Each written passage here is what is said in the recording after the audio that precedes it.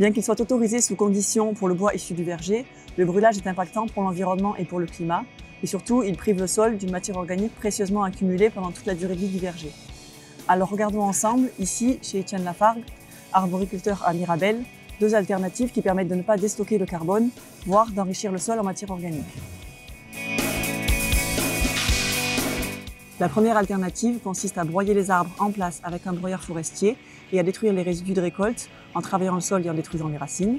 Enlèvement des fils de fer, des filets et du tuyau d'irrigation. Deux machines, une en broyage hors sol,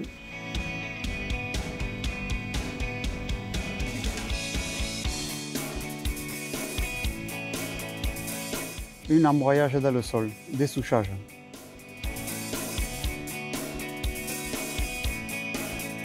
J'ai choisi le broyage de mes vergers pour la destruction pour deux raisons.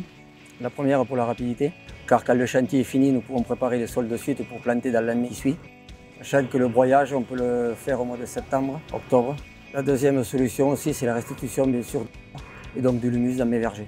Pour cette destruction du bois et l'apport d'humus, j'apporte à peu près une 50aine d'unités d'azote au printemps. La deuxième alternative consiste à couper les arbres et à transformer sur place le bois en plaquettes valorisables pour le chauffage. Le principe en amont est de préparer quand même la parcelle en enlevant tout ce qui est fil de fer, filet, il faut qu'il reste que le bois. On va placer une équipe de bûcherons qui va venir couper au ras du sol les bois. S'en suivra en fait une étape qu'on appelle de débardage des bois, donc le bois sera récupéré, mis en tas pour ensuite être entreposé en pile au bord de la route ou d'un accès en tout cas pour les camions.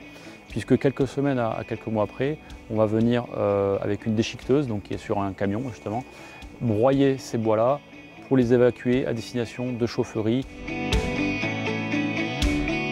En broyant 1 hectare de verger, on peut gagner jusqu'à 0,5% de taux de matière organique, soit l'équivalent d'un apport de 200 tonnes de chenilles, pour un surcoût d'environ 1 500 € hectare par rapport au brûlage, en comptant le temps de nettoyage des fils de fer. Le surcoût de la transformation en plaquettes, lui, peut être nul grâce à leur revente à partir de 2 hectares environ. Et pour ces deux alternatives, on évite de relarguer à perte la quasi-totalité du carbone stocké par le verger, qui est alors réellement stockeur de carbone, alors qu'il devient émetteur net s'il est brûlé en fin de vie. Merci d'avoir visionné cette vidéo. D'autres ressources complémentaires sont à venir à ce sujet sur notre site. À bientôt!